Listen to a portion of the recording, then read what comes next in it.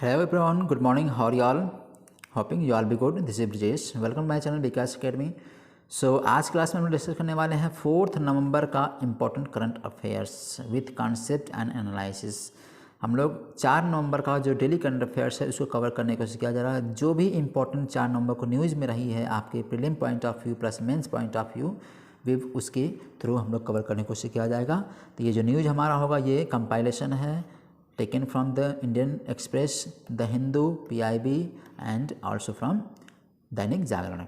ठीक है, ये यहाँ से भी लिया गया है. तो चलते हैं समझते हैं हम लोग आज 4 नवंबर का करंट अफेयर्स. काफ़ी इंपॉर्टेंट वीडियो है, इससे फटाफट जुड़ जाइए, लोगों को शेयर करिए, सब्सक्राइब चैनल कर लीजिए, प्लस बेल आइकन को प्रेस कर लीजिएगा सो दैट आने वाली मेरी वीडियो की सारी नोटिफिकेशन आपको मिल सके. चलते हैं समझते हैं. आज हम लोग देखते हैं 4 नवंबर की कौन कौन सी करंट इंपॉर्टेंट न्यूज़ रही है जो आपके प्रीलिम के लिए मेंस के लिए इंपॉर्टेंट है. ठीक है, ओके. अब इसमें कुछ न्यूज़ देखते हैं 4 नवंबर कौन कौन न्यूज़ रही है. पहला, ministry of agriculture and farmer welfare. ये न्यूज़ में रही है क्यों? क्योंकि यहाँ पे कुछ चीज़ें लॉन्च, इन्होंने एक पोर्टल लॉन्च किया है. कौन? Ministry agriculture farmer welfare ministry ने एक पोर्टल लॉन्च किया for national mission on natural farming. National mission on natural farming पर इन्होंने एक पोर्टल लॉन्च किया, उससे रिलेटेड न्यूज़ है ये.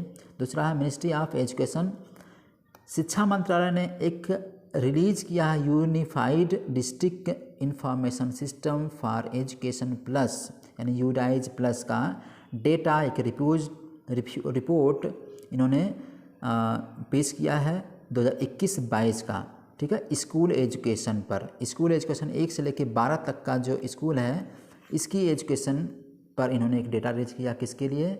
2021-22 का. तो आपको याद रखना 2021-22 का डेटा इन्होंने रिलीज़ किया है. किसी मिनिस्ट्री ने?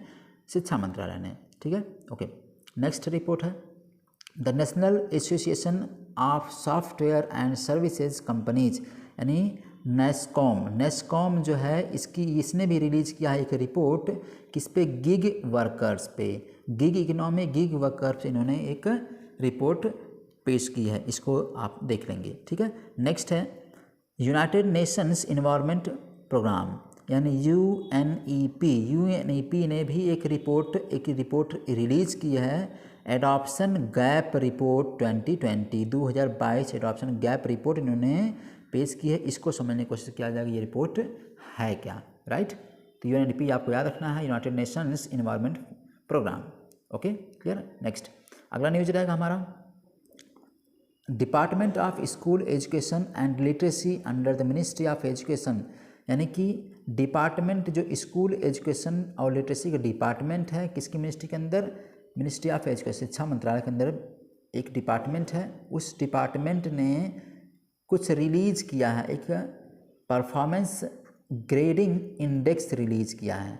PGI रिलीज़ किया है 2021 के लिए. इसने किया है. ठीक है, समझ में आ गया. तो PGI ने इसको रिलीज़ किया है. परफॉर्मेंस ग्रेडिंग इंडेक्स रिलीज़ किया गया है किसके द्वारा? मिनिस्ट्री जो है एजुकेशन की है. डिपार्टमेंट कौन सा है? School education and literacy department है. ठीक है, इसने रिलीज़ किया है. ये आपकी 4-5 न्यूज़ रही हैं जो सबसे बड़ी न्यूज़ हैं रिपोर्ट से रिलेटेड. एक इस हफ्ते का इस दिन का हमने कवर किया है. अब हम कुछ अदर न्यूज़ देखते हैं, प्लेसेज देखते हैं. जैसे आपका स्वच्छ सर्वेक्षण ग्रामीण, ये इंपॉर्टेंट न्यूज़ में इसको देखा जाएगा. चाइल्ड वेलफेयर पुलिस ऑफिसर बनाया जाएगा. सबसे इंपॉर्टेंट चीज़ ये भी है, चाइल्ड वेलफेयर पुलिस ऑफिसर हर डिस्ट्रिक्ट में बनाने की बात की गई है, इसको देखा जाएगा. National minorities development and finance corporation, इसको देखा जाएगा, ये भी इंपॉर्टेंट है. ग्लोबल एनर्जी मॉनिटर जेम, ये भी किया गया है, इसको देखना जाएगा. आर्फन क्रॉप्स किसे कहते हैं ये भी आपको देखना है. ठीक है, न्यूज़ में रहा है. फिर RISAT रीसेट टू सैटेलाइट क्या है? लॉन्च की गई है, इसको आपको देखना है. इंपॉर्टेंट चीज़ें साइंस एंड टेक्नोलॉजी से है, पेपर 3 के लिए. ठीक है. कोरियन पेनिनसुला भी आपको इंपॉर्टेंट है न्यूज़ में, इसको भी देखा जाएगा. तो आज की क्लास में हम लोग पढ़ेंगे ये सब सारे न्यूज़ लगभग आधे घंटे में. ठीक है, ओके. चला जाए आगे. ठीक है, ये आपको पढ़ना है. चलते हैं पहले न्यूज़ पे. जो न्यूज़ आपका है ministry of agriculture and farmer welfare पे, उस पर चलते हैं. ठीक है, ठीक है. पहला न्यूज़ हमारा है ministry of education agriculture and farmer welfare. इसने एक पोर्टल लॉन्च किया है. अब ये पोर्टल देखना क्या क्या करेगा. ये पोर्टल जो होगा हमारा सबसे इम्पोर्टेंट ये सब इन्फॉर्मेशन कंटेंट करेगा. इसमें सारी इन्फॉर्मेशन होगी मिशन का रिलेटेड, रिसोर्सेज इम्प्लीमेंटेशन या प्रोग्रेस, ये सारी इन्फॉर्मेशन इस पोर्टल पे पाई जाएगी, राइट। जो सबसे इम्पोर्टेंट होगा कि नेचुरल फार्मिंग को प्रमोट करने के लिए हेल्प करेगी, पूरे कंट्री में नेचुरल फार्मिंग को प्रमोट करने के लिए ये पोर्टल हेल्प करेगा। नेचुरल फार्मिंग का मतलब ये होता है कि आप बिना फर्टिलाइज़र के खेती करिए, राइट, उसको नेचुरल फार्मिंग कहते हैं। अब देखते हैं ये national mission on natural farming है क्या, ठीक है, थोड़ा समझ लेते हैं। ये एक institutional capacity for the documentation and dissemination of best practices and make practising farmers as partners in the promotion strategy, यानी एक ऐसा मिशन है फार्मिंग के रिलेटेड जो फार्मर को हेल्प करेगा कि वो नेचुरल फार्मिंग में प्रमोट करें। इसके लिए एक मिशन चलाया गया, ठीक है, नेशनल मिशन है ये। इसका उद्देश्य क्या है इस मिशन का, आपको याद रखना है। देखिए, to promote alternative system of farming for freedom from the external purchase inputs, cost reduction etcetera, यानी क्या करना है, प्रमोट करना है कि फार्मिंग सिस्टम को अल्टरनेट सिस्टम बनाया जाए, यानी एक ही तरीके से नहीं बल्कि कई तरीके से फार्मिंग सिस्टम को प्रमोट किया जाए, इसको प्रमोट किया जाएगा। Next, to popularize integrated agriculture animal husbandry models, very important चीज़ है, एग्रीकल्चर और एनिमल हस्बेंड्री मॉडल को इंटीग्रेट कर दिया, जोड़ दिया जाएगा, यानी एनिमल हस्बेंड्री और एग्रीकल्चर दोनों को साथ साथ में जोड़ दिया जाएगा, ठीक है, उसको लेके फिर चला जाएगा। तो इसका उद्देश्य ये भी है। Next, to create standard certification procedure and branding for natural farming product, क्या किया जाएगा, स्टैंडर्ड्स बनाया जाएगा, सर्टिफिकेशन दिया जाएगा और ब्रांड बनाया जाएगा नेचुरल फार्मिंग प्रोडक्ट का, राइट, ठीक है, इसका ये मिशन है, ठीक है, यानी जो प्रोडक्ट हैं एग्रीकल्चर के थ्रू प्रोड्यूस किए जा रहे हैं उनको ब्रांड देना हो गया, सर्टिफिकेशन देना होगा, स्टैंडर्ड उनका क्रिएट करना होगा, ये सब ये किए जाएंगे इसके उद्देश्य के अंदर, ठीक है। किसके उद्देश्य के अंदर, ये national mission on natural farming के अंदर, ठीक है। Next, national level is steered through a national steering committee, यानी कि नेशनल लेवल पर एक कमेटी बनाई जाएगी, इसका नाम क्या होगा, नेशनल स्टीयरिंग कमेटी होगा। अब इसके अंडर यानी इस कमेटी के थ्रू इसको देख रेख किया जाएगा, प्लस ये जो कमेटी बनेगी वो chairmanship of ministry of agriculture, ministry जो यानी एग्रीकल्चर मिनिस्टर होंगे उनके अंदर ही कमेटी बनाई जाएगी, तो वो देख रेख इसका करेंगे। अब आपको याद क्या रखना है, नेचुरल फार्मिंग क्या होती है इसको समझते हैं पहले। नेचुरल फार्मिंग क्या है, भारतीय प्राकृतिक कृषि पद्धति, इसको बोलते हैं भारतीय प्राकृतिक कृषि पद्धति, यानी कि भारत में जो कृषि पद्धति वो पुरानी परंपरागतों से, जैसे गोबर खाद डालना हो गया, यानी पुरानी परंपराओं के थ्रू खेती करना ही भारतीय प्राकृतिक कृषि पद्धति कहलाती है, ठीक है, नेचुरल फार्मिंग कहलाती है। क्लियर। इसमें क्या है कि केमिकल फ्री फार्मिंग है, मैंने आपको बताया कि क्या है इसमें केमिकल फ्री फार्मिंग करना सबसे इम्पोर्टेंट चीज़ है। पूरा मतलब आपको इतना निकल गया कि नेचुरल फार्मिंग का मतलब है केमिकल फ्री फार्मिंग सिस्टम, ठीक है, ओके, समझ में आ गया। यानी लाइव स्टॉक्स होते हैं, गाय भैंस, इनके गोबर्स या उसकी चीज़ों से, ट्रेडिशनल जो फर्टिलाइजर यूज होते हैं उनसे हम इनका नेचुरल फार्मिंग करेंगे, ठीक है, समझ में आ गया, ओके, क्लियर है यहाँ तक। आगे चलते हैं। अब इसमें देखेंगे कुछ डेटा दिया हुआ है, देखिए यहाँ पे सबसे अधिक जो है डेटा नेचुरल फार्मिंग में वो है गुजरात का, फिर उसके बाद है आपका आंध्र प्रदेश का, ठीक है, ये आपको याद रखना है। सबसे ज़्यादा नेचुरल फार्मिंग गुजरात, पहले आंध्र प्रदेश है, फिर गुजरात है, ठीक है, पहले आपको गुजरात फिर आंध्र प्रदेश, ठीक है, ये दोनों जो आपको सबसे मेजर स्टेट हैं जो नेचुरल फार्मिंग में एरिया कवर कर रहे हैं सबसे ज़्यादा, ये आपको याद रखना डेटा यहाँ से, ठीक है। नेक्स्ट है आगे, इसी के आगे आप नेचुरल फार्मिंग के बारे में आपने बताया, ये मैंने बताया कि ये है आपका सिस्टम है, ओके। अब ये किस पे डिपेंड करेगा, किस पे ये सर्वे किया जाएगा, ये सिस्टम डिपेंड होगा नेचुरल फार्मिंग वाला। Adoption for diversify multi cropping system, ये कई तरह की फसलों को उगाने में हेल्प होगा, ठीक है, इस पर डिपेंड करेगा। Desi cow based on the farm inputs for nutrient and social soil enrichment, यानी गाय जो देसी काउज हैं उनको भी उनके गोबर या उनके खाद को भी यूज किया जाएगा। वेरियस बॉटनिकल कोकोशंस प्लांट प्रोटेक्शन, इससे प्लांट प्रोटेक्शन भी होगा, पौधे भी बचाए जाएंगे। इन सब चीज़ों पे इनको फोकस करते हुए इन सब चीज़ें ये रिलाई कर रहा है नेचुरल फार्मिंग, ठीक है। बेनिफिट्स क्या क्या होने वाले हैं नेचुरल फार्मिंग से।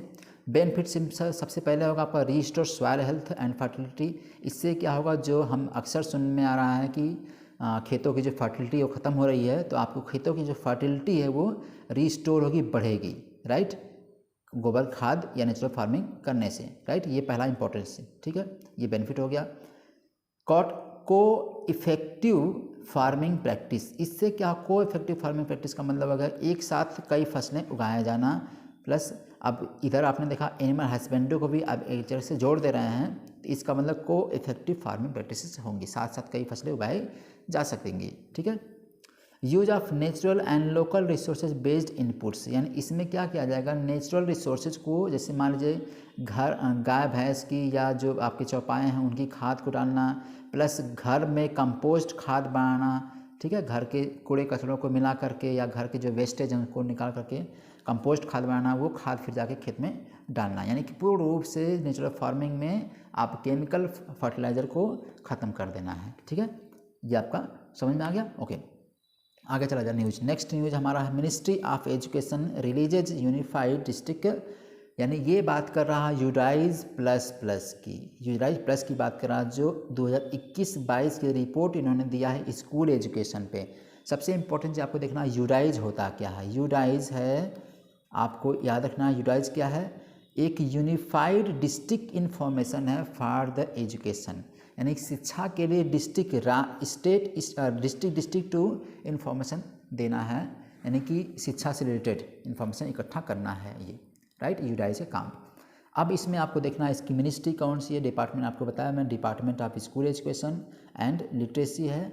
ये 2018-19 में इन्होंने पहली रिपोर्ट पेश की थी, क्लियर है, इसको डेवलप किया गया था इस डिपार्टमेंट को क्या करने के लिए, to overcome the issues related to the erstwhile practice of manual data filling in the paper format, यानी कि पेपर फॉर्मेट में मैनुअल फिलिंग करने के लिए इसको बनाया गया था, उसकी प्रॉब्लम को सॉर्ट आउट करने के लिए, ठीक है। अब यूडाइज ने जो रिपोर्ट पेश की है 2021-22 के लिए, उसकी बात करते हैं, देखते हैं इसने क्या डेटा कलेक्ट किया है। वो डेटा कलेक्ट किस लिए कर रहा है इन्होंने, जैसे किस चीज़ का, डिजिटल लाइब्रेरी का, नंबर ऑफ बुक्स का डेटा कलेक्ट करेंगे अवेलेबल इन द स्कूल की लाइब्रेरी में कितनी बुक्स अवेलेबल हैं, डिजिटल लाइब्रेरी, इन सब का डेटा कलेक्ट किया गया है यूटिलाइज 21-22 के लिए, ठीक है।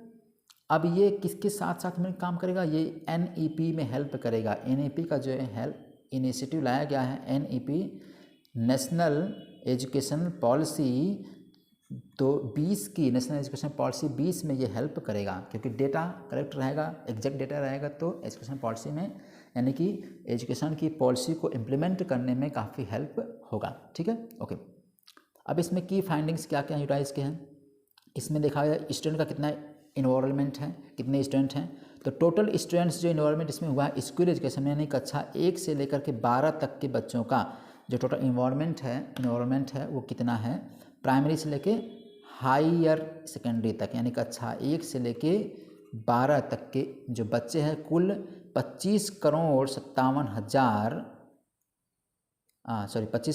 लाख, यानी कि 25.57 करोड़ इनकी संख्या बढ़ी है 21-22 की अपेक्षा है, ठीक है, 20-21 की अपेक्षा, ठीक है, यानी कुल इसमें प्रेजेंट टाइम में कितनी है, 25 करोड़ जनसंख्या बच्चों की है, जो बच्चे स्टूडेंट इन्वॉल्वमेंट किए हैं कक्षा 1 से लेकर के 12 तक, पूरे इंडिया की बात कर रहा हूँ, ठीक है, 25 करोड़ जनसंख्या, राइट, क्लियर है, 25 करोड़ 57 लाख, यहाँ तक कोई दिक्कत समझ में आ गया। अब ये पिछले अपेक्षा से थोड़ा सा बढ़ी भी है, कितनी बढ़ी है आपको देखना है, इम्प्रूवमेंट इसमें हुआ है 3.45 का, 20-21 की अपेक्षा इसमें 3.45 का इसमें इंक्रीमेंट हुआ है, ग्रोथ हुई, बढ़ी है, संख्या बढ़ी है बच्चों की जिनका इन्वॉल्वमेंट हुआ है, ठीक है, ओके। अब इसमें चीज़ें involvement, total involvement of children with special needs 21 में इतना % बढ़ा है, ठीक है।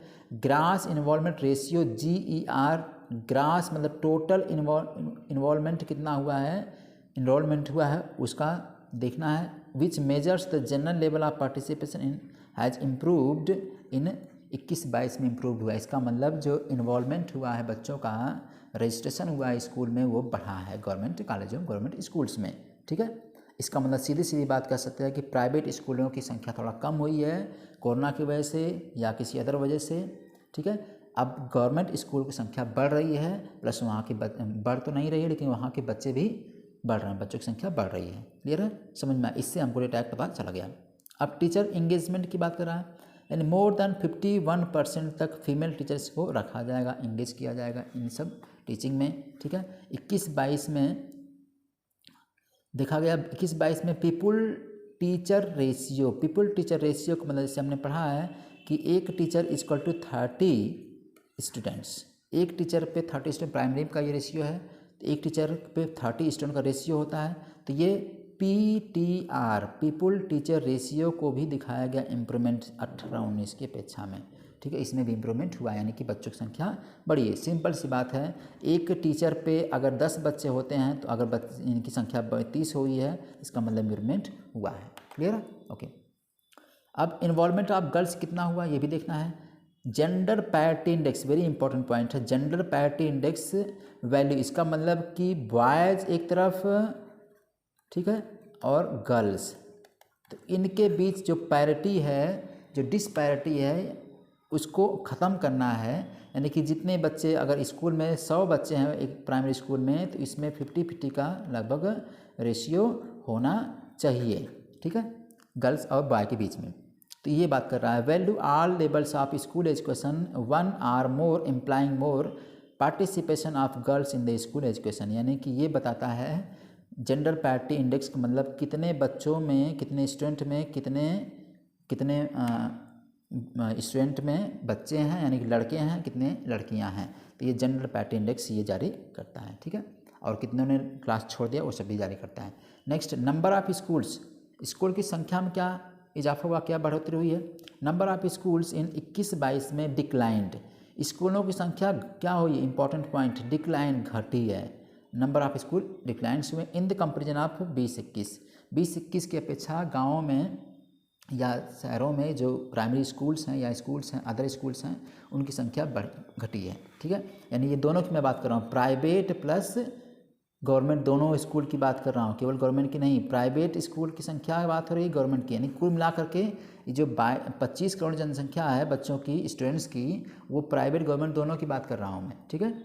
आपको देखना, पूरे ऑल इंडिया में 25 करोड़ स्टूडेंट्स हैं, 1 से लेकर 12 तक, सभी प्राइवेट और पब्लिक स्कूल दोनों की, ठीक है। अब ये क्यों घटी ये संख्या, याद रखना है कि स्कूल की संख्या घटी है, क्यों, due to closure of private schools. Private schools क्या है, बंद होने की वजह से इनकी संख्या घटी है, या ये प्राइवेट स्कूल, 2 स्कूल छोटे छोटे थे, इन्होंने क्या किया, मर्ज कर लिया है। तो ग्रुपिंग करने से, मर्ज करने से भी, या क्लस्टर बनाने से भी स्कूल की संख्या क्या हुई है, घट गई है, संख्या की कम हो गई है। समझ में आ गया, ओके, ठीक है। तो ये आपका टॉपिक लगभग क्लियर हो गया। तो यूडाइज के बारे में आपने इन्फॉर्मेशन क्या क्या कर ली कि इन्वॉल्वमेंट करता है पूरा ये स्टूडेंट का पूरा, ठीक है, पूरा का पूरा ऑल इंडिया से रिलेटेड एक पोर्टल पे एक जगह जा कर के, ठीक है। और इसमें टीचर असेसमेंट भी होता है, टीचर का असेसमेंट, स्टूडेंट का असेसमेंट, ठीक है, स्कूल गर्ल्स या बॉयज़ के जो इन्वॉल्वमेंट होता है उनका असेसमेंट चल जाएगा। यानी हर चीज़ बहुत अच्छा डेटा आपको कनेक्ट हो जाएगा एजुकेशन मिनिस्ट्री के हेल्प करने के लिए, राइट। इसलिए ये पोर्टल, ये चीज़ें चलाई गई थी। तो यूडाइज प्लस चलाया गया था, समझ में आ गया। कब चलाया गया था आपने ये देख लिया, 18-19 में इसको पहली बार लाया गया था। फिर उसके बाद लगातार 20 का डेटा, फिर उसके बाद 21-22 का डेटा जो फाइनली आया, इसमें प्रेजेंट टाइम में ये आपका 21-22 का डेटा है। क्लियर हो गया, समझ में आ गया, ओके, यहाँ तक कोई दिक्कत, ठीक। नेक्स्ट चला जाए, अगला न्यूज आपका है, the national association of software and services companies, या NASSCOM की जो कंपनी है, इसने एक डेटा रिलीज़ किया है, ठीक है, गिग वर्कर्स के रिलेटेड। गिग वर्कर्स से रिलेटेड जो डेटा इन्होंने रिलीज़ किया है, यानी ऐसे वर्कर्स जो स्किल्ड, स्पेशली स्किल्ड हों, जैसे सॉफ्टवेयर में या सर्विसेज में, उसको बोला गया गिग वर्कर्स, ठीक है। अब देखते हैं क्या समझते हैं इसमें कि रिपोर्ट इन्होंने जो रिलीज़ किया है वो under course the nearly 2/3 of the organise employed gig workers of 2020 from 57% 2 years एगो, यानी अब 2/3 हो चुका है पिछले 2 साल की अपेक्षा। क्या चीज़ की, ठीक है, समझ में आ गया। तो आपको ये रखना है कि गिग इकोनॉमी या गिग वर्कर्स कहते किसको हैं। सबसे इंपॉर्टेंट तो आपका क्वेश्चन यही हो गया, गिग वर्कर्स कहते किसे हैं। गिग वर्कर्स का मतलब आपको याद रखना है कि जो भी स्किल्ड व्यक्ति हैं, स्किल्ड का मतलब स्पेशलाइज्ड स्किल्ड जो है एम्प्लॉई, उनकी मैं बात कर रहा हूँ। जैसे सॉफ्टवेयर में स्किल्ड हो, ठीक है, सर्विसेज स्किल्ड हो, ठीक है, जैसे आईटी कंपनी के वर्कर्स, इनकी बात मैं कर रहा हूँ। तो उनकी बात को लेकर हम देखा है कि इसमें कुछ डेटा रिलीज हुआ है गिग वर्कर्स पे। तो ये कहा गया इनकी संख्या जो है पिछले 2 सालों के अपेक्षा में 57% थी, अब 2/3 इनकी संख्या एम्प्लॉयड हुई है। अब आपको देखना है कि फोकस किस पे होता है गिग वर्कर्स का या गिग इकोनॉमिक का। Focus on the requirement of specialised skills, इस पर फोकस्ड है कि जो स्किल हो स्पेशलाइज्ड हो। एम्प्लॉय डिमांड की बात की जा रही है। कास्ट ऑप्टिमाइजेशन की बात, enabled organisations to use the gig model for the technology roles traditionally restricted to HR and support functions, ठीक है। Next, top 3 segments of gig employment work. Gig employment work 3 functions हैं, 3 segments हैं। पहला software development करना, ठीक है, UI या UX design करना या डेटा एनालिटिक्स करना। समझ में आ गया। इसका मतलब IT सेक्टर्स के जो स्टूडेंट्स हैं, जो वर्कर्स हैं, उनकी मैं बात कर रहा हूँ, ठीक है। तो 3 सेगमेंट, सॉफ्टवेयर डेवलपमेंट का, UI या UX डिज़ाइन का, डाटा एनालिटिक्स का, ठीक है। However promotion of gig workers remains less, जबकि फिर भी अभी 5% कम ही है इनका प्रमोशन गिग वर्कर्स का of the total workforce of organisation having more than 2000 full time employees. इसका मतलब 5% कम ही है अभी उनका प्रमोशन। क्लियर हो गया, okay.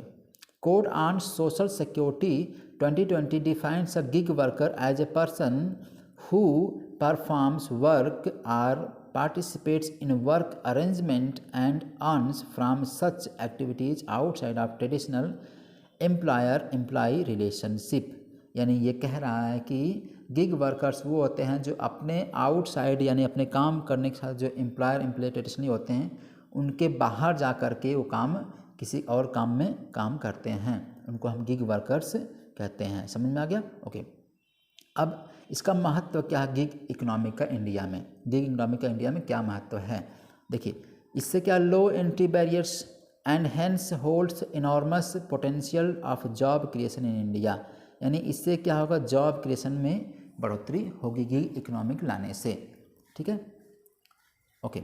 Next, platform offer flexibility and choice of labour. इसमें इसका मतलब क्या हो गया गिग इकोनॉमिक से कि आप अपने काम करते करते किसी और काम को भी कर सकते हैं। तो ये आपकी अपॉर्चुनिटी क्या होगा, लेबर की अपॉर्चुनिटी को फ्लेक्सिबल बनाएगा, बढ़ाएगा, चॉइस काम करने की क्षमता को भी बढ़ाएगा। जैसे वीमेन की या पर्सन विथ डिसेबिलिटी, इनको पार्टिसिपेशन दिया जाए, यानी कि ये लोग भी इसमें पार्टिसिपेट कर सकते हैं, तो फ्लेक्सिबिलिटी बढ़ेगी। Next, minimises cost and expenses as businesses are able to hire off-site workers which reduces the need of maintain expensive workplaces। यानी कह रहा है कि कंपनी वाला भी कोई खर्च भी कम उसको होगा, ऑफ साइट से किसी को लेकर अपने कंपनी में इनपुट कर सकता है। इससे क्या होगा, वैरायटी भी बढ़ेगी, एक्सपेंसेस भी इसको कम होगा, ठीक है, okay. Allows individuals to earn extra income. अब क्या करेगा, यानी अगर आप एक काम करते दूसरा काम कर रहे हैं, आपके पास स्किल्ड है, तो आपका इनकम भी क्या होगा, ज़्यादा बढ़ेगा। इससे क्या होगा, ये जब इनकम ज़्यादा बढ़ेगा तो आपका पर कैपिटा इनकम भी, यानी कि पर व्यक्ति जो इनकम है PCI पर कैपिटा इनकम, ये भी क्या होगी, बढ़ेगी। पर कैपिटा इनकम, हर व्यक्ति की जो इनकम है ये भी बढ़ेगी। आपकी इनकम बढ़ेगी तो पर कैपिटा इनकम भी बढ़ेगी। समझ में आ गया। इसका मतलब कुल मिला जुलाकर क्या हुआ कि गिग वर्कर्स वो वर्कर्स होते हैं जो एक काम करते करते दूसरे काम को भी कर सकते हैं, उनको कोई बैरियर नहीं होना चाहिए। समझ में आ गया, ओके। यही आपका। अब गिग इकोनॉमिक का चैलेंज क्या है, क्या प्रॉब्लम्स है मेंस प्रॉस्पेक्टस से कि गिग इकोनॉमिक इंडिया में हम लागू तो कर देंगे, कोई टेंशन नहीं है, लेकिन इंडिया जैसे देश में डेवलपिंग कंट्री में प्रॉब्लम क्या है, ठीक है। अब आपको देखना प्रॉब्लम क्या है। पहला, टेक्नोलॉजिकल डिफ्यूजन है, टेक्नोलॉजी से रिलेटेड कोई प्रॉब्लम, जैसे lack of uniform access to internet use services and digital technology acts as the restricted factor. इसका मतलब टेक्नोलॉजी से रिलेटेड कोई प्रॉब्लम है, इसका कोई एक्सेस नहीं ढंग से है, अच्छा सा कोई एक जैसे साइबर अटैक हुआ तो साइबर अटैक जैसी सिचुएशन में ये डील नहीं कर पाते हैं, तो यहाँ पे टेक्नोलॉजी से प्रॉब्लम है। दूसरा जॉब इनसिक्योरिटी। जॉब इनसिक्योरिटी का मतलब अगर ये मान लीजिए इस जॉब को छोड़ करके या करते हुए इस जॉब में आए हैं तो क्या पता ये जॉब चली गई और यहाँ ये भी जॉब चली गई, इसलिए जॉब इनसिक्योरिटी, जॉब की सिक्योरिटी नहीं है, इतना याद रखना है। इन रेगुलरिटी ऑफ वेजेस, इनकी आमदनी फिक्स नहीं है, जब एक जॉब को करते दूसरी जॉब करेंगे तो रेगुलरिटी इनकी जॉब की या वेज की फिक्स नहीं होगी। Uncertain employment status of the workers, employment पे क्या होगा, अनसर्टेन रहेगा, फिक्स नहीं रहेगा। जैसे आपको ये समझना कि अगर आपको पता है कि ये इतने परसेंट यानी कुछ परसेंट, सपोज कुछ परसेंट इतने परसेंट गवर्नमेंट जॉब में है, इतने परसेंट प्राइवेट जॉब में है, तो आपको पता है कि कितने परसेंट लोग जॉब एम्प्लॉयमेंट हैं, ठीक है। लेकिन इसमें क्या होगा, कोई इसमें काम कर, कोई इसमें भी काम, इसमें कर रहा है, यानी इसका मतलब अभी इनसिक्योर हो गया, ये समझ में नहीं आएगा, सर्टेन नहीं है कि कहाँ यहाँ रहेगा कि यहाँ रहेगा, तो इसलिए इनसिक्योरिटी और जॉब इनसिक्योरिटी भी है, ठीक है। ओके, लैक ऑफ फॉर्मलाइजेशन, मतलब इस चीज़ को मतलब ये पेड होगा, किस तरह की सिस्टम बनाया जाएगा, ये इनसिक्योर है, ठीक है। अब यहाँ जॉब कर रहा है, यहाँ जॉब कर रहा है, किस कंपनी में जॉब कर रहा है, कहाँ पे काम कर रहा है, ये इनसिक्योर है, तो इसमें फॉर्मलाइजेशन भी लैकिंग कर रहा है। नेक्स्ट है stress. Due to the job insecurity stress भी बना रहेगा हमेशा कि जॉब छूट जाएगी कि रहेगी, परफॉर्मेंस का, इवोल्यूशन का, इन सब चीज़ों पे इसकी रेटिंग भी क्या होगी, कम होगी। इसका मतलब स्ट्रेस हमेशा बना रहेगा कि ये जॉब छूट गई तो ये क्या होगा। तो इस तरह से आप क्या अल्टरनेट आपके पास ऑप्शन तो है लेकिन उसमें इनसिक्योरिटी भी बनी रहेगी, ठीक है। तो ये सब चीज़ें गिग वर्कर से या गिग इकोनॉमिक से प्रॉब्लम होगी, ठीक है, समझ में आ गया। ओके, नेक्स्ट चला जाए। अगला एक न्यूज़ है आपका United Nations Environment Programme UNEP का एक रिलीज रिपोर्ट उन्होंने क्या था, adoption gap report 2022। Adoption gap report क्या है समझते हैं। ये एक डेटा है, एक रिपोर्ट है जो पब्लिश एनुअली होता है, हर साल पब्लिश होता है, ठीक है। और ये प्लानिंग, फाइनेंसिंग और इम्प्लीमेंटिंग एडॉप्शन पर काम करता है ये। अब एडॉप्शन होता क्या है, एडॉप्शन गैप रिपोर्ट है क्या, इसको समझते हैं पहले। एडॉप्शन गैप रिपोर्ट क्या है, a difference between the actual implemented adoption and the goal set. इसका मतलब कितना आपने गोल सेट किया है और कितना आपने अचीव किया है, ठीक है। कितना आपने गोल सेट किया है, कितना अचीव। जैसे मान लीजिए आपने गोल सेट किया है 10-20% का, अचीव आपने 10% किया है, तो एडॉप्शन क्या हो गया, 10% वाला हो गया, ठीक है। गोल सेट कितने का था आपका, 20% का। तो किसी चीज़ में इन्वायरमेंट से रिलेटेड जो भी चीज़ आपने, जैसे मान लीजिए सपोज आपने कार्बन इमिशन का कर दिया कि मैं अपना 100% कार्बन इमिशन कम कर दूंगा, ठीक है। लेकिन आपका ये हो गया गोल सेट, ठीक है। लेकिन आप जब इसको एडॉप्ट किए तो आपने 70% या 80% तक ही केवल इसका एडॉप्शन किया है, तो इसको बोलेंगे एडॉप्शन गैप रिपोर्ट। तो दोनों के बीच में 80-100 इधर और आपने एडॉप्ट किया कितना, 80 किया, तो दोनों के बीच गैप कितना होगा, 20% का हो गया। यही हो गया आपका एडॉप्शन गैप रिपोर्ट, समझ में आ गया, ठीक है। ओके, अब आगे देखते हैं। जो सोसाइटी सेट करती है, कोई कंट्री सेट करती है, determine largely by preferences related to the climate change impacts, समझ में आ गया। यानी ये कैसे, ये इन्वायरमेंट से रिलेटेड बात हो रही है। तो जब कोई गवर्नमेंट या किसी फॉरेन कंट्री या कोई कंट्री जब अपना क्लाइमेट चेंज से रिलेटेड कोई जो उसको गाइडलाइन दिया गया है, ठीक है, उसके अकॉर्डिंग वो अपने जितना टारगेट रखी है और जितना अचीव कर रही है, तो उसका एक रिपोर्ट जारी होता है। जिस रिपोर्ट को किसने जारी किया, यूएनईपी ने किया है 2022 का, इसने रिपोर्ट जारी किया है। अब एडॉप्शन क्या है, adoption refers to the steps taken towards protection from the already unavoidable climate change effect. यानी एडॉप्शन क्या होगा कि आपने कितनी रक्षा, कितना बचाया है, आपका जो टारगेट था उससे रिलेटेड आपने कितना इसमें इम्प्रूव किया है, उसको अनअवॉइड कैसे। आपने जो पिछले साल जो आपने रिपोर्ट दिया था, मान लीजिए सपोज आपका जो इम्प्रूवमेंट हुआ था वो 40% ही रहा है, ठीक है। अगली बार आपने क्या एडॉप्शन लिया है कि आपका परसेंट जो 60% बढ़ जाए, तो इस तरह से कुछ एडॉप्टर काम करेगी, ठीक है। ओके, इसके 3 मेजर्स होंगे, 3 मेजर क्लाइमेट एक्शन के प्लान्स होंगे, जिसमें क्या क्या कहा गया है। जैसे मिटिगेशन, सबसे इम्पोर्टेंट आपका मिटिगेशंस है। 2 इम्पोर्टेंट मिटिगेशन यानी कम करना, एफर्ट सच है जैसे रिन्यूएबल एनर्जी और इलेक्ट्रिक मोबिलिटी। इसका मतलब आपको क्या करना है, क्लाइमेट चेंज को, ग्लोबल वार्मिंग कम करना है तो रिन्यूएबल एनर्जी को बढ़ावा दीजिए, इलेक्ट्रिक मोबिलिटी को लाइए, यानी इलेक्ट्रिक गाड़ियाँ, इलेक्ट्रिसिटी को बढ़ावा दीजिए। ठीक है, रिन्यूएबल एनर्जी को आपको बढ़ावा देना है ताकि आपका क्लाइमेट चेंज कम हो या ग्लोबल वार्मिंग कम हो। इससे क्या होगा, एडॉप्शन की सबसे मेन इंपॉर्टेंट चीज़ है, इससे आपका एडॉप्शन अच्छा होगा। Right, okay. Next, loss and damages. Effort aimed at the developing system that would help countries hit by a climate event to get back on of its feet।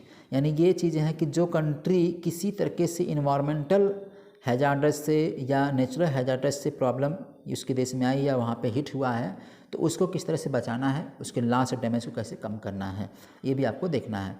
तो इसकी यानी कितना भी आपने फंक्शन किया, किस किस तरीके से अपने देश में जो लॉस डैमेज हुआ उसको कितना कम किया है, तो ये सब आपका एडॉप्शन गैप रिपोर्ट में आएगा। ठीक है, समझ में आ गया। अब highlight of the issues of the report क्या रहा है, ग्लोबली एफर्ट जो है adoption planning, financing and implementation are not enough to prepare vulnerable communities around the world to adopt the rising risk from the impact of climate change। इसका मतलब सीधी सीधी बात है, ये जो कमेटी बनाई गई है, ये जो रिपोर्ट है, ये अच्छा कुछ नहीं कर पाई है क्लाइमेट चेंज को कम करने के लिए, क्लाइमेट चेंज के इम्पैक्ट को कम करने के लिए। ये सबसे इम्पोर्टेंट इशू है। नेक्स्ट, एटलीस्ट 84% ऑफ पार्टीज़ यानी UNFCCC के फ्रेमवर्क ऑन क्लाइमेट चेंज, ठीक है, क्लाइमेट चेंज पे जो एक पार्टी है 84% have established adoption plans, strategies, laws and policies. यानी कि जितने भी कंट्री इसमें है शामिल UNFCCC में, इसमें लगभग सभी 84% देशों ने क्या किया है, प्लान्स, स्ट्रेटजीज, लॉज और पॉलिसीज को इन्होंने अडॉप्ट किया है। ठीक है, तो हो सकता है कि फ्यूचर में काफ़ी क्लाइमेट चेंज को हम रोक सकते हैं। ठीक है, ग्लोबल वार्मिंग कम कर सकते हैं अगर हम पूरे वर्ल्ड लेवल पे इतना प्रयास करेंगे तो। ठीक है, next, international adoption finance flows are 5 to 10 times lower than the required and high gap countries to grow. ठीक है, ये थोड़ा सा निगेटिव चीज़ें आ गई हैं। ठीक है, इसको समझना है कि इंटरनेशनल एडॉप्शन जो है वो कम हुआ है फाइनेंस पे 5 से 10 टाइम्स, 5 से 10% का ये कम हुआ, लोअर हुआ है। ये थोड़ा सा नेगेटिव पॉइंट गया है इस रिपोर्ट के अकॉर्डिंग। ठीक है, समझ में आ गया। ओके, अब रिकमेंडेशंस इसमें एडॉप्शंस में क्या क्या किए गए हैं, genuine inclusion of stakeholders like local communities, indigenous people and etcetera. ठीक है, ये क्या करेंगे, इनको भी थोड़ा इंक्लूड किया जाएगा इसमें, ये सब शामिल होंगे तभी जाकर के हम क्लाइमेट चेंज को, यानी कि लोकल पीपुल भी अगर शामिल होंगे तभी हम क्लाइमेट चेंज से प्रॉब्लम को दूर कर सकते हैं। इसमें ट्रांसपेरेंसी लाना है, अकाउंटेबिलिटी एंड प्रेडिक्टेबिलिटी अच्छी होनी चाहिए। ठीक है, integrated of adoption into national development priority strategy and sustainable development होने, यानी इसका मतलब क्या करना है, आपको इसके साथ साथ SDG को भी साथ में इंटीग्रेट करना है। ठीक है, केवल यही रिपोर्ट नहीं, UNEP के द्वारा जो रिपोर्ट जारी है इसके साथ साथ आप SDG गोल्स को भी कंप्लीट करिए, जो 17 गोल्स आपके हैं वो भी कंप्लीट करिए, तभी आप क्लाइमेट चेंज जैसी प्रॉब्लम को दूर कर सकते हैं, ग्लोबल जैसी प्रॉब्लम को दूर कर सकते हैं। ठीक है, इन्वेस्टमेंट इन लोकल कैपेसिटी, ठीक है, building at domestic governance structures. इसका मतलब क्या करना है, लोकल कैपेबिलिटीज़ को भी बढ़ाना है। ठीक है, इसमें इन्वेस्ट करना है उसमें, ताकि आम जनता भी, आम लोग भी इसमें साथ दे सकें। ठीक है, समझ में आ गया। तो ये आपकी रिपोर्ट थी UNEP की 2022 की रिपोर्ट, एडॉप्शन गैप रिपोर्ट की थी। ठीक है, ये समझ में आ गया। ओके, नेक्स्ट चला जाए। अगला जो रिपोर्ट हमारा है ये हमारा है development of school education, department of school education and literacy under ministry of education releases performing grading index, PGI index इन्होंने 2021 का जारी किया। आपको याद रखना है क्या है, पिछले साल का जो डेटा था हमारा 19-20 का, वो था सबसे हाईएस्ट में पंजाब ने इम्प्रूवमेंट किया था। अच्छा, ठीक है, पंजाब के बाद केरला भी थी, इम्प्रूवमेंट किया था, तमिलनाडु भी इम्प्रूवमेंट किया था। तो अब की जो रिपोर्ट आई है वो आपको याद रखना है किसका अच्छा इम्प्रूवमेंट हुआ है, किसमें, परफॉर्मेंस ग्रेडिंग इंडेक्स में, किसके, एजुकेशन के सेक्टर में। आपको याद रखना है क्या, it is the index evidence based comprehensive analysis for school education across, पूरे इंडिया में सभी स्टेट सिटी के अक्रॉस स्कूल एजुकेशन को एनालाइज करना है। ठीक है, इसको ग्रेड दिया जाता है किस स्कूल में या किस राज्य ने स्कूल में अच्छी ग्रेडिंग पाई है, परफॉर्मेंस अच्छा किया है, ठीक है। Under this states are graded in and not ranked to discourage the practice of one improving only on the cost of others thereby casting a stigma of underperforming of the latter, ठीक है। यानी ये क्या करना है, एक राज्य दूसरे राज्य के पीछे कितना ग्रो किया है ये कंपेयर करना आता है इसमें, ठीक है। फर्स्ट पीजीआई रिपोर्ट जो रिलीज़ की गई थी 17-18 में की गई थी, आपको याद रखना है ये कब हुई थी, 17-18 में पहली पीजीआई रिपोर्ट जारी हुई थी, ठीक है। इसमें क्या याद रखना है कि स्टेट और यूटीज़ प्रायोरिटाइज करेंगे वो area for intervention to secure that school education system is robust at the every level, यानी कि ये इंश्योर करेंगे स्टेट्स की उनका जो स्कूल है हर लेवल पे सबसे अच्छा रहा, सबसे बेटर परफॉर्म कर रहा है, ठीक है। इस परफॉर्मेंस ग्रेडिंग इंडेक्स ये पता चलेगा स्कूल हर स्टेज पे अपने काम को अच्छे ढंग से कर रहा है, ठीक है। Okay, PGI structures comprise the total weightage of 100 point, यानी कि इसमें कुल 100 पॉइंट होंगे अक्रॉस 70 इंडिकेटर्स और 70 इंडिकेटर होंगे। 70 इंडिकेटर में यहाँ का इंफ्रास्ट्रक्चर कैसा है, ठीक है, मैनेजमेंट कैसा है, ठीक है, टॉयलेट है कि नहीं है, फ्रेशनेस है कि नहीं है, मतलब क्लीननेस है कि नहीं है, तो इस तरह से कुल मिलाकर 70 आपके इंडिकेटर होंगे। इन 70 इंडिकेटर का कुल मिलाकर 100 आपके पॉइंट्स होंगे, मिलेंगे। तो जो सबसे अच्छा करेगा उसका पॉइंट्स बढ़ता जाएगा, ठीक है।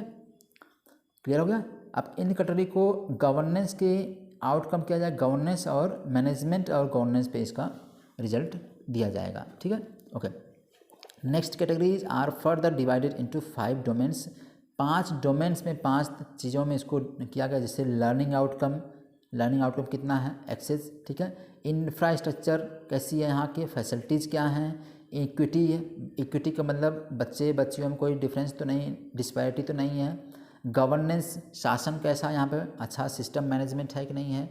तो इन सब चीज़ों 5 लर्निंग डोमेन्स हैं जो इस पर काम करके दिखाया जाए कैटेगरी, इन सब में अच्छा करेंगे तब उनको ग्रेडिंग अच्छी होगी, उन राज्यों को ग्रेडिंग अच्छी मिलेगी, ठीक है। ओके, की फाइंडिंग्स क्या इसमें है, इम्प्रूवमेंट ओवर प्रीवियस ईयर, यानी कि ये एक चीज़ इंपॉर्टेंट हुआ है कि पिछले साल की अपेक्षा इम्प्रूवमेंट हुआ है। 17-18 के जो पहला रिपोर्ट जारी हुआ था उसकी अपेक्षा जो लेवल 4 में है विच इम्प्रूव्ड लेवल 2 में, जो लेवल 4 में कंट्रीज थे उन्होंने इम्प्रूव करके अपने आप को 2020-21 में लेवल 2 में ला दिया है। यानी कि जैसे लेवल बढ़ेगा वैसे क्वालिटी आपकी, यानी कि जो PGI है उसकी रिपोर्ट यानी उसका इंडेक्स अच्छा होगा, ठीक है। Okay, no state has perform below level 6, यानी कोई भी स्टेट ने लेवल 7 से नीचे नहीं परफॉर्म किया, यानी कि सबने लगभग प्रयास किया है अपने आप को इम्प्रूव करने का, ठीक है, इस वाले में। जबकि कुछ स्टेट्स ऑलरेडी 17-18 में कुछ स्टेट्स ऑलरेडी थे, लेकिन 20-21 में कोई भी स्टेट ने इसने परफॉर्म नहीं किया, ये आपको इम्पोर्टेंट याद रखना है, ठीक है। ओके, बेस्ट अचीवर्स स्टेट्स कौन कौन है, 7 अचीवर स्टेट्स हैं सबसे इम्पोर्टेंट, ठीक है, आपको याद रखना है। सबसे 7 अच्छे इंपॉर्टेंट हैं, अचीवर्स हैं जिन्होंने लेवल 4 को पाया, लेवल 2 को अचीव कर लिया। 7 स्टेट्स आपको याद रखना है, ठीक है। Okay, next inter state disparity, राज्य और राज्य के बीच में डिस्पैरिटी होती है, उसमें देखते हैं क्या है, अंतर क्या है। केरला स्कोर्स ने क्या मैक्सिमम किया है इस वाले रिपोर्ट में, 928 रैंक इसकी है इस रिपोर्ट में, किसमें 2022 की रिपोर्ट में, ठीक है। 20-21 में इसका नाम कितना था, 901 था, आपकी बार 928 हो गया। अरुणाचल प्रदेश सबसे कम रहा है, 669 रहा है, 669 रहा है, ठीक है। अरुणाचल प्रदेश सबसे कम रहा है इसका ये वाला पोर्शन, क्लियर है। ओके, समझ में आ गया। तो ये आपकी एक रिपोर्ट थी, PGI रिपोर्ट थी, ये स्कूल एजुकेशन पे रिलीज होती है, मिनिस्ट्री इसकी यही आपकी department of school education and literacy department, इसका मिनिस्ट्री ऑफ एजुकेशन है ये, ठीक है। ये रिपोर्ट जारी करती है। पहली रिपोर्ट कब आई, 17-18 में आई थी। नेक्स्ट रिपोर्ट जो लेटेस्ट है ये 20-21 की है, इसमें सभी राज्यों ने इम्प्रूव किया है, कोई भी राज्य इसमें लेवल 7 से नीचे नहीं है, कोई लेवल 7 में कोई नहीं है, सब लोग उसके ऊपर ही हैं, ठीक है। ओके, क्लियर हो गया। नेक्स्ट चला जाए।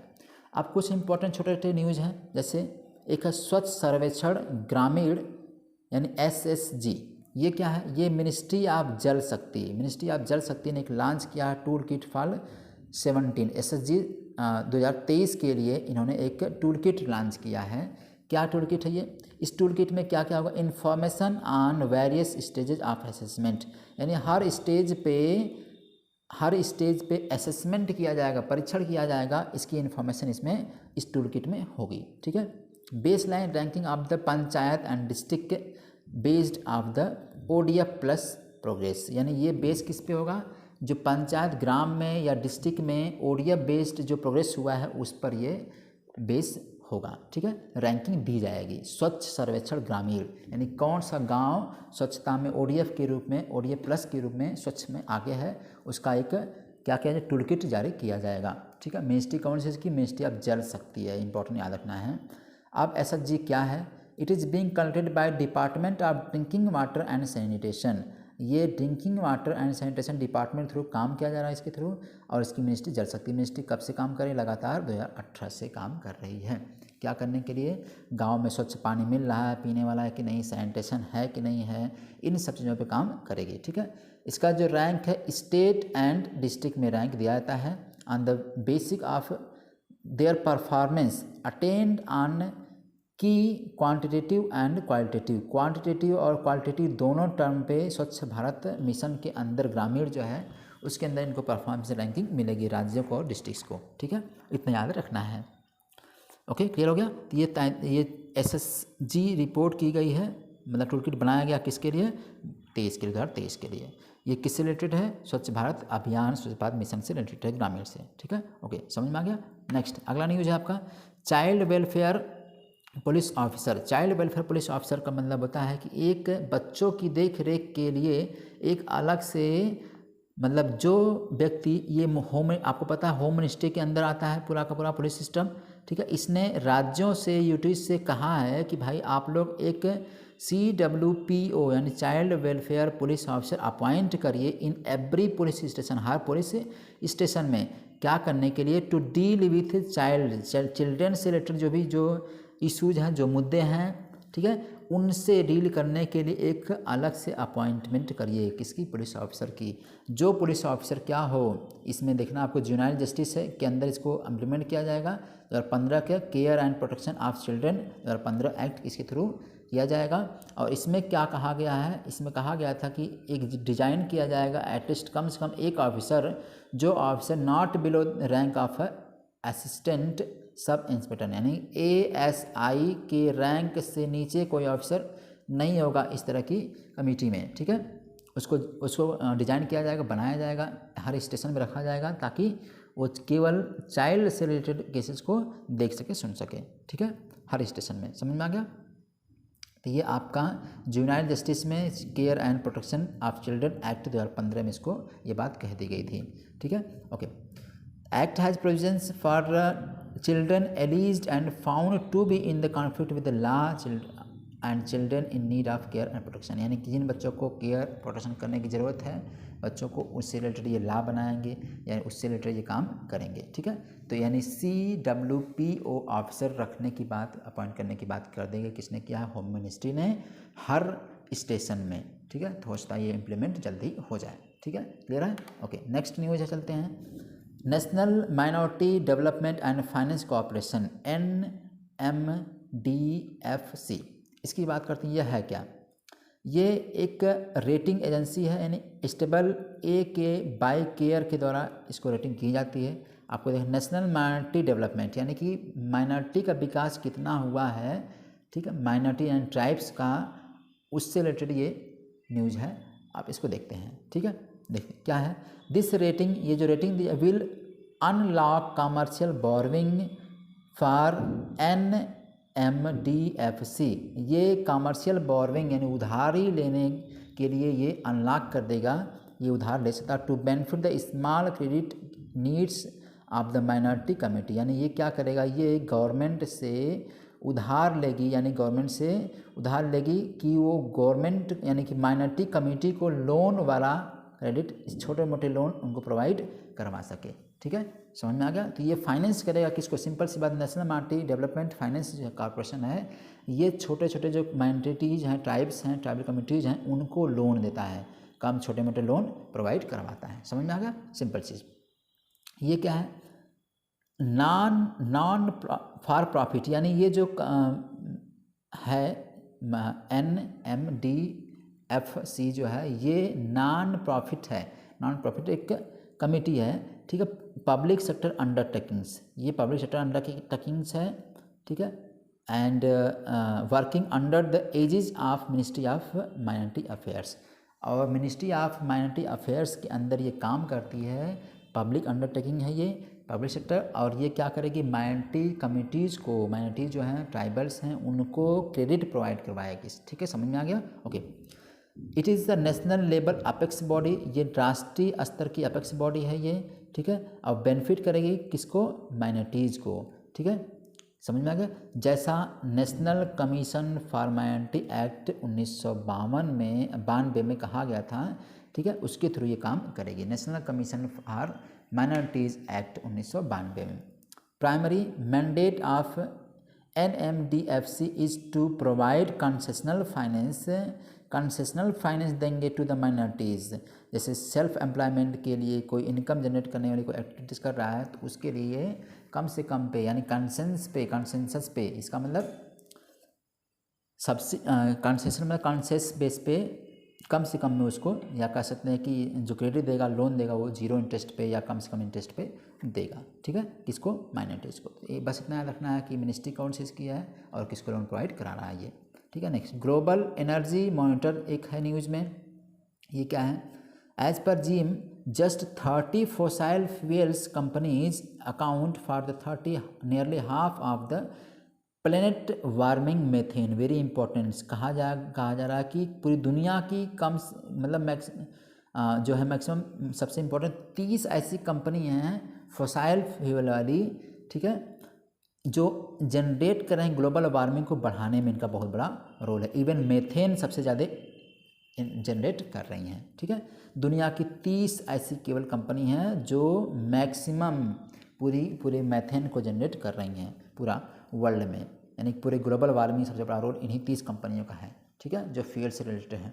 अब जेम क्या है, ग्लोबल एनर्जी मॉनिटर क्या है, ये एक नॉन प्रॉफिट ऑर्गेनाइजेशन है ये, ठीक है, नॉन प्रॉफिट ऑर्गेनाइजेशन है which aims to develop and share information support of the world wide movement for clean energy. यानी ये क्या करता है, इंफॉर्मेशन शेयर करता है दूसरे देशों को कि किस तरह से क्लीन एनर्जी से हम मतलब क्लीन एनर्जी की तरफ बढ़ सकें। ठीक है, इसके लिए इंफॉर्मेशन प्रोवाइड कराता है। Right, okay. Methane emission has more than 80 times the warming power of the carbon dioxide. यानी कार्बन डाइऑक्साइड की अपेक्षा इमिशन में, जब कार्बन इमिशन होता है तो इन्वायरमेंट में इसकी अपेक्षा CO2 की अपेक्षा 80% 80 गुना उससे बड़ा इफेक्ट डालता है किस पर, ग्लोबल वार्मिंग में। ठीक है, किसका, मेथेन का। समझ में आ गया? CO2 की अपेक्षा 80 गुना, 80%, 80 गुना, ठीक है, 80 गुना, इसका मतलब 80 फोल्ड, 80 गुना समझ के चलिए, 80 गुना इफेक्ट डालता है ग्लोबल वार्मिंग पे। ठीक है, क्लियर है? ओके, मेथेन हो गया। ठीक, it is responsible for the around 30% of the global rise in the temperature since industrial revolution. औद्योगिक क्रांति के बाद से लगभग पूरे ग्लोब का टेम्परेचर ग्रो करने में, बढ़ाने में 30% रोल केवल मेथेन गैस का ही है। सोचिए, केवल मेथेन गैस का है 30% रोल। ठीक है, ओके, समझ में आ गया? ठीक है, नेक्स्ट वीडियो चला जा। नेक्स्ट में है एक पॉइंट आपका आर्फन क्रॉप। आर्फन क्रॉप बहुत इंपॉर्टेंट नहीं, बस आपको याद रखना है कि ऐसी क्रॉप जो नेग्लेक्टेड है, जिनका हम बहुत कम यूज करते हैं, बहुत कम यूटिलाइज होती है, उसको बोलते हैं आर्फन क्रॉप। आर्फन का मतलब ही होता है, सिंपल में आर्फन का मतलब होता है अनाथ, यानी जिसका यूज, यानी जिसका माँ बाप न हो तो इसको बोलते हैं अनाथ। तो आर्फन का मतलब हो गया ऐसी फसलें जो बहुत कम यूज्ड होती हैं, उनको आर्फन क्रॉप्स कहते हैं। बस इतना आपको याद रखना है। ठीक है, अब बाकी चीज़ें इंपॉर्टेंट नहीं है। ठीक है, नेक्स्ट सबसे इंपॉर्टेंट है reset to satellite. Reset to satellite में क्या रखना है, रीसेट का मतलब ये होता है कि इमेजिंग सैटेलाइट है ये, India's first indigenous radar satellite. ये imaging satellite, radar imaging satellite है। ये क्या होगी, जैसे मान लीजिए ये आपकी पूरी पृथ्वी है, इसको छोड़ा जाएगा सैटेलाइट को, ठीक है, सेटेलाइट को छोड़ा जाएगा तो ये क्या करेगी, इमेज लेगी पूरी पृथ्वी का, ठीक है, इमेज केवल यहाँ से करेगी, ठीक है। तो ये रडार सेटेलाइट, इसरो ने रडार रीसेट-2 लॉन्च किया सेटेलाइट को, has made a uncontrolled reentry into the earth atmosphere. Radar 2 is a radar, RISAT two is radar imaging satellite. ये क्या रडार इमेजिंग सेटेलाइट है ये, which was part of RISAT program of ISRO. ISRO का RISAT programme चला जा रहा था, उसका एक हिस्सा है। ये क्या करेगा, ये पृथ्वी के ऊपर छोड़ा जाएगा और ये इमेज कैप्चर करेगा पृथ्वी का, ठीक है। इंपॉर्टेंस इतना है। अब इसका जो वेट था वो 300 किलोग्राम था, ठीक है, इस सेटेलाइट का। इसको लॉन्च किया गया है PSLV-C12 से, PSLV-C12 से इसको लॉन्च किया गया है। कब, 2009 में, 2009 में इसको लॉन्च किया गया रीसेट-2 से। तो भाई न्यूज़ में क्यों इसलिए रहा है, अब आगे देखते हैं क्यों न्यूज़ में रहा है। इसको लॉन्च कब किया गया, 2009 में, ठीक है, 2009 में लॉन्च किया गया है। किससे, PSLV-C12 से, ठीक है। इसका वजन कितना है, 300 किलोग्राम है। RISAT satellite was equipped with the synthetic aperture radar, ये very important, synthetic aperture radar से ये इक्विप्ड है, दैट कैन टेक पिक्चर, जो पिक्चर ले सकता है of the earth during the day and night, यानी दिन हो चाहे रात हो, दोनों के समय वो पिक्चर पूरी पृथ्वी का ले सकता है। इसलिए ये इंपॉर्टेंट न्यूज़ में रहा है, ठीक है, okay. And also under cloudy condition, even यहाँ तक कि क्लाउडी कंडीशन में भी पृथ्वी की तस्वीर ये ले सकता है। इसका मतलब ये काफ़ी इम्पोर्टेंट है कि जब कभी भी कोई सिचुएशन होगी, तो चाहे बरसात हो रही हो, क्लाउड हो, ठीक है, रात हो, दिन हो, कुछ भी हो, तो वहाँ पे ये पिक्चर पृथ्वी का अच्छे से ले सकेगा, ठीक है। तो हम क्लाइमेट चेंज को हो गया या क्लाउड कंडीशन में हम तस्वीर नहीं ले पाते हैं, कभी ऐसा सिचुएशन आती है तो वहाँ पे ये हेल्प करेगा, ठीक है। It helps round the clock border surveillance, ये किस में हेल्प करेगा, बॉर्डर सर्विलेंस में सबसे इंपॉर्टेंट होगा, बॉर्डर निगरानी करने में ये इंपॉर्टेंट इसका रोल है। Along with the checking infiltration, और ये इनफिल्ट्रेशन यानी कोई व्यक्ति घुसपैठी भी कर रहा है, इसको भी चेक करेगा कौन बॉर्डर के एरिया में आ रहा है, ठीक है। तो बॉर्डर सर्विलांस पे ये निगरानी करेगा, ठीक है। And keeping an eyes on the terror and anti national activities across the border, border के बाहर क्या हो रहा है ये सब पे नज़र रखेगा, टेररिस्ट अटैक होने वाला क्या होने वाला इस पर नज़र रखेगा। अक्सर आप सुनते हैं कि जम्मू कश्मीर के बॉर्डर पे अक्सर क्या होता है, अटैक होते रहते हैं, आतंकवादी घटनाएं होती रहती हैं, ठीक है। तो इस पे ये बॉर्डर पे लगाया जाएगा, बॉर्डर पे अक्सर ही फोकस करेगा, ठीक है, समझ में आ गया, ठीक है। नेक्स्ट हमारा एक प्लेस न्यूज़ में सबसे इंपॉर्टेंट है ये कोरियन पेनिनसुला न्यूज़ में रहा है। ये क्यों इंपॉर्टेंट न्यूज़ में रहा है, आप देखिए कोरियन पेनिनसुला है कहाँ पे, ये कोरियन पेनिनसुला है, ठीक है। पेनिनसुला का मतलब जो पानी की तीनों तरफ से घिरा हो, पानी से घिरा हो तीनों तरफ से। तो नॉर्थ कोरिया, साउथ कोरिया, ठीक है, आपने ये देख लिया नॉर्थ कोरिया साउथ कोरिया, ये आपका पड़ेगा, इधर है आपका सी ऑफ जापान, इधर आपका कोरिया बे है, इधर की तरफ ये बे है, ठीक, कोरियन बे है, ये आपका LOC है। इधर चले जाएंगे तो जेजू स्टेट है, इधर कोरियन स्टेट है, नीचे चले जाएंगे तो आपका ईस्ट चाइना सी मिल जाएगा, ठीक है, ये आपने देख लिया। इधर का जो पोर्शन दिख रहा है यहाँ तक, इधर है रसिया, और यहाँ से इधर का जो पोर्शन पड़ रहा है पूरा ये किसका है, चाइना का है। तो चाइना के हिस्से से ही लगा हुआ कोरियन पेनिनसुला लगा हुआ ये पूरा हिस्सा, ठीक है, सटा हुआ है। अब देखते हैं क्या इंपॉर्टेंट इसमें, लोकेशन आपने देख लिया है। अब अक्सर हम देखते हैं नॉर्थ कोरिया साउथ कोरिया, अक्सर नॉर्थ कोरिया साउथ कोरिया अक्सर का मिसाइल छोड़ते रहते हैं, अक्सर आपको सुनता रहता है, तो मिसाइल छोड़ेंगे तो यही आके गिर जाती है, इधर आके गिर जाती है, तो ये डर लगता है कि इनकी मिसाइलें अक्सर फेल होती हैं तो कहीं किसी देश पे न गिर जाएँ, ठीक है। अब देखिए Korean peninsula shared border with north Korea and south Korea, is situated in the east Asia में बसता है ये, ठीक, ईस्ट एशिया के ईस्ट में है, ठीक है, पैसिफिक ओशियन में है, ये आपको पता है, मैंने बताया था, ठीक है। अब कुछ फीचर्स इसके हैं, क्या हैं इम्पोर्टेंट, आप देखें 38 डिग्री जो चैनल है, ये 38 डिग्री चैनल जो है लैटिट्यूड, यही क्या कर रहा है, नॉर्थ कोरिया को साउथ कोरिया से अलग कर रहा है। कौन सा, ये आपको याद रखना है, 38 डिग्री चैनल, तो न्यूज़ में आ गया 38 डिग्री चैनल, इसलिए आपको याद रखना है। अब सराउंडेड बाई LOC, आपने देखा LOC इधर है सी ऑफ जापान है, इधर है आपका कोरिया स्टेट है, आपका कोरिया स्टेट यहाँ पे मिल गई, ठीक है, यहाँ पे याद रख लेना है, राइट, ओके। अब जापान से आपने देख लिया, चाइना रसिया, अब चाइना जो एक यहाँ पे है रिवर इधर आ रही है, चाइना रसिया के बीच में इधर से आती है, इसको बोलते हैं डुमान रिवर, ठीक है, डुमान रिवर, आपको देखना अमनोक रिवर है farms the border between China and north Korea, China और नॉर्थ कोरिया के बीच में एक बॉर्डर बनाती है, ऐसे हो जाएगी वो रिवर, ठीक है।